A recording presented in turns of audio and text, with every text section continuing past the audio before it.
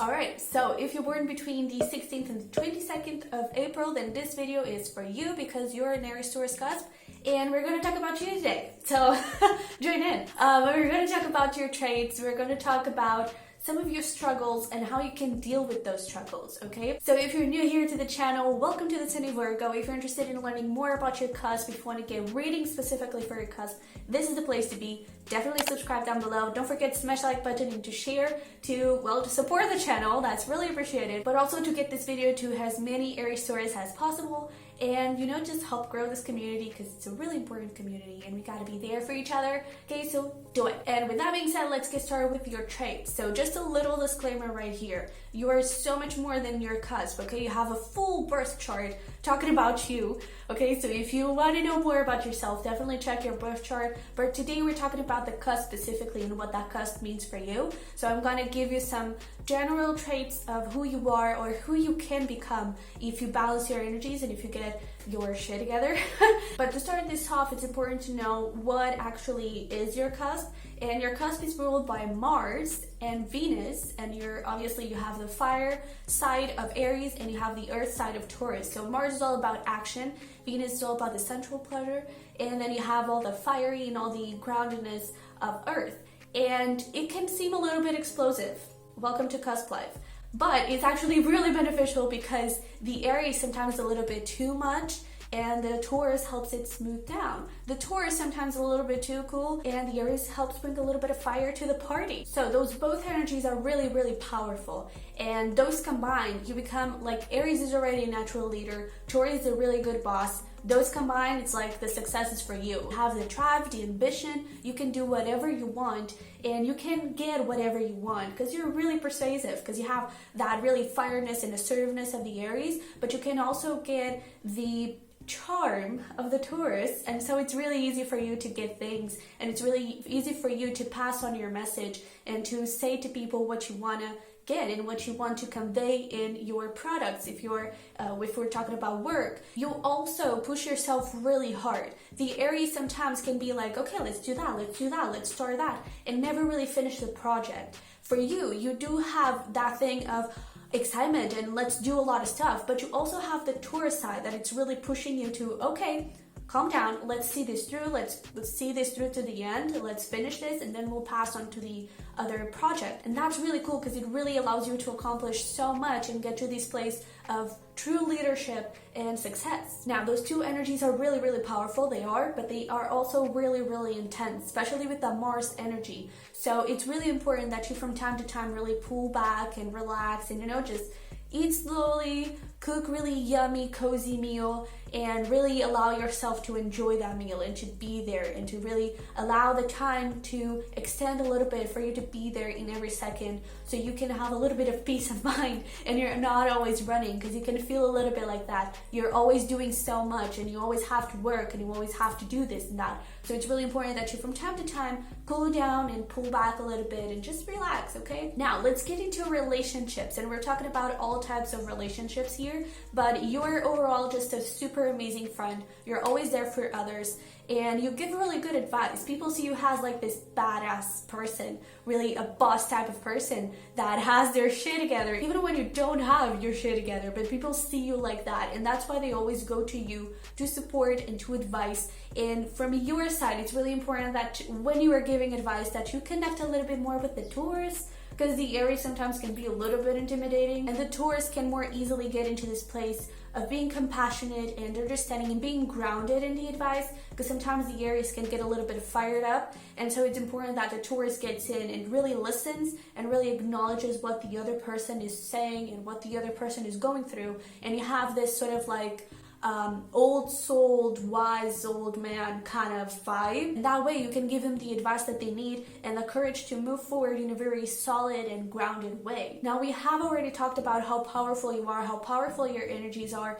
and those two combined, they make you a very independent person. And this can sometimes pull you a little bit away from family and friends that are only there to help you, and you just, you really like to be there with others, but you also really like your space, and it can sometimes be a little bit hard for you to get both. And the thing is, you kind of need both. So it's important that you know, routines, we have discussed that in the first video, routines are so freaking important. So really try to incorporate into your routines something where you have your alone space, be it like, for example, at night or in the morning, you really have that me time. But at the same time, you have this place where you connect with others. This could be as simple as a family dinner. This could be a single call to a friend. This could be going out with your friends. This could be watching a TV show with your girlfriend or your boyfriend, you know? So really try to get some time for yourself and for others on a regular basis here. Now, when it comes to work, you are a really good motivator. That's why you're such a good leader. It's because if you're there in the team, it's the team that's going to win. You know, you are a little bit competitive, but it's in a good competition because it's not about you winning, it's about the whole team winning.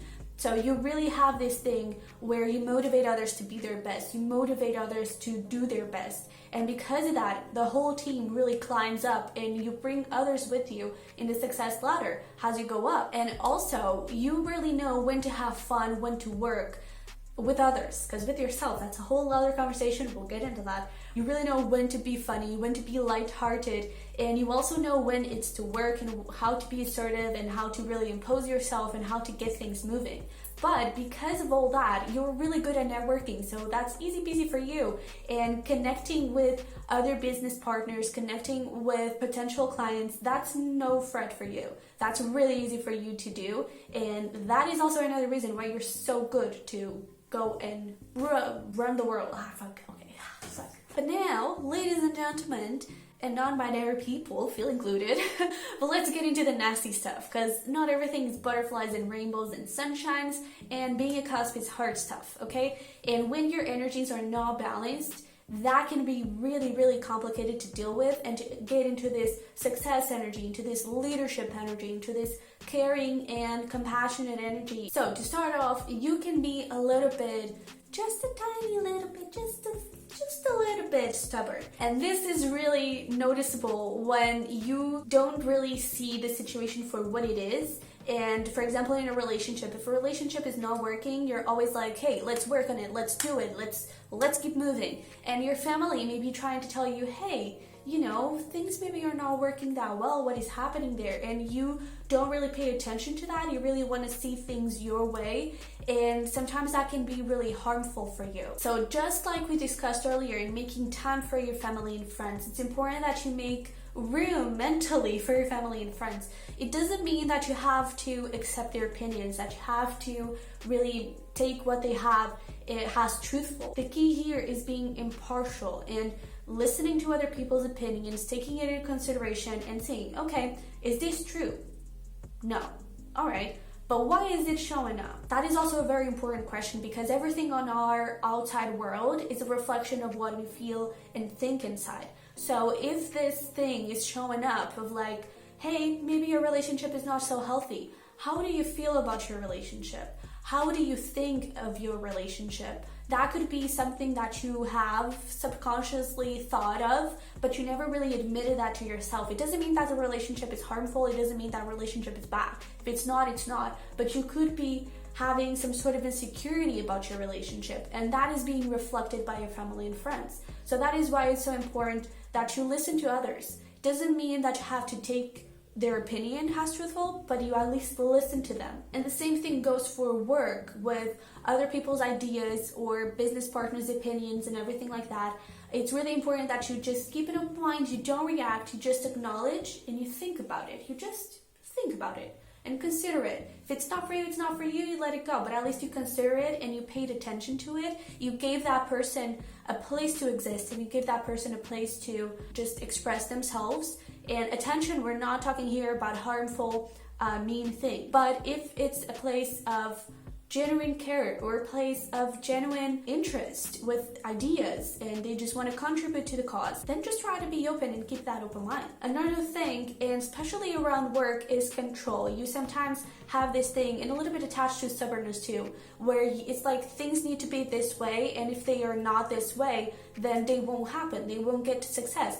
Maybe that's true, but you can always teach others. You're a leader, so you can teach them to do things your way. And it's really hard for you to give up the control, to give up the responsibility. And that, in turn, ends up in you having too many responsibilities and you burning yourself out. So just know that a little vacation, a little break from time to time, it's really important, and it's really important to pass on the trust to others. That is always something that you work on, and with this whole thing that I'm talking about and things that you can improve and things that you can do to balance your energies, that's all about self-awareness. That's all about you realizing and looking within, okay, this is working for me, this is not working for me. Maybe I could get better here, maybe I could get better there. And all that is, it's growth. And don't really pressure yourself to change your whole life all of a sudden, to really change who you are. In fact, it's just about creating a better and healthier life for you, where your both energies are in control. And they sometimes can get a little bit cuckoo and go all over the place. And so it's important that you continuously pull them back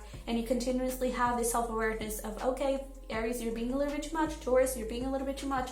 And you sort of control them instead of them controlling you and controlling your life. So now actually that we're talking about both energies, the Aries energy and the Taurus energy, let's talk about them separately. Because just like we saw earlier, Aries can sometimes get into that thing of being bored with something. Everything lost its excitement, so let's try to do something new. It's really important that in that time, you call in that Taurus energy, you ground yourself, and you're like, but if you lose now, you could lose $1 million. If we keep on working, this could be our $1 million idea.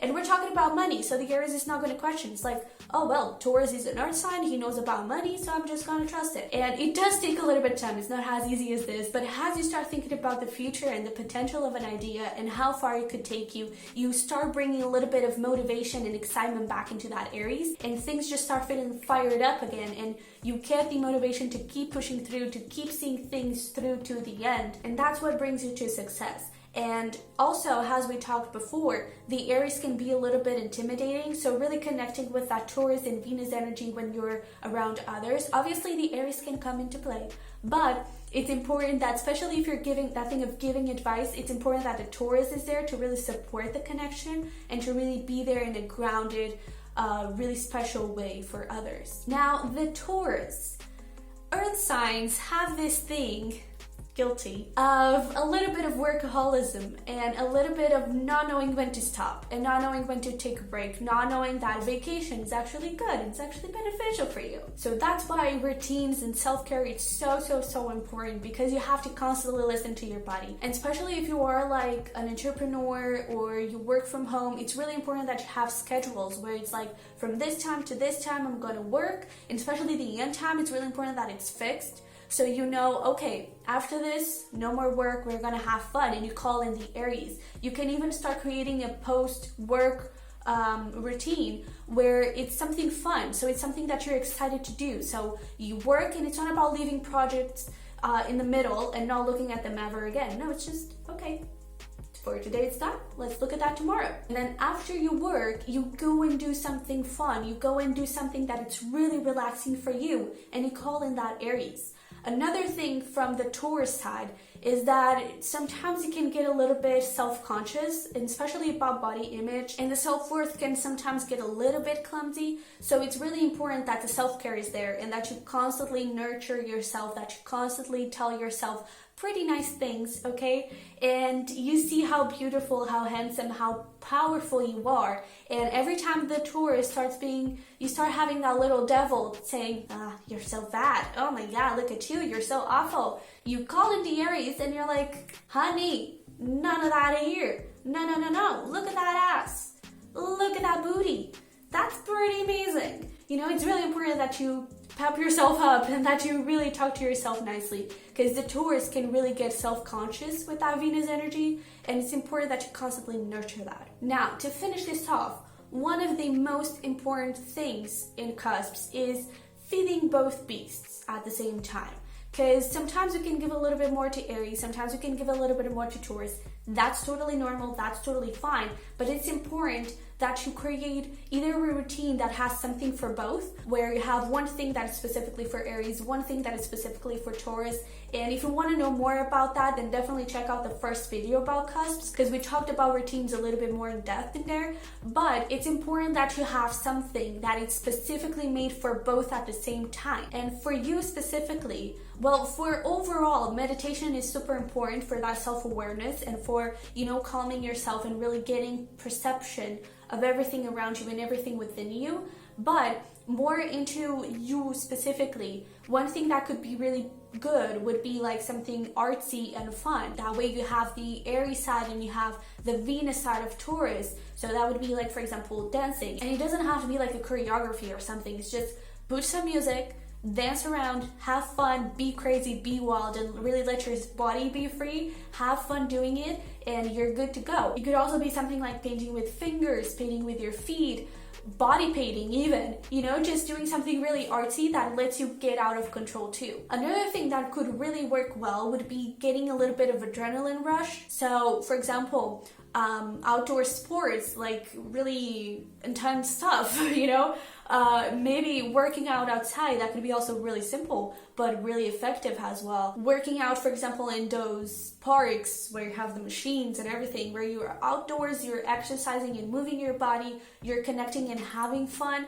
And you can even do like go to the kids' playground and just have fun there. You know, that you're connecting with others, you're having fun, you're loving yourself, you're letting that inner child speak. So I hope this helped. Definitely comment down below if you do something in your routine that really lights you up, that really makes you feel good to balance your energies. That would be really helpful, hopefully, for other Aries Taurus. It would be helpful for me as well, because that way I can explore more and can get more information for my research. And don't forget to smash the like button, to subscribe if you haven't already, to share anything you can do to help support this channel, to help support this type of videos. It's really, really appreciated and welcomed. And I hope you had the most wonderful birthday, and I will see you next time. All right, bye.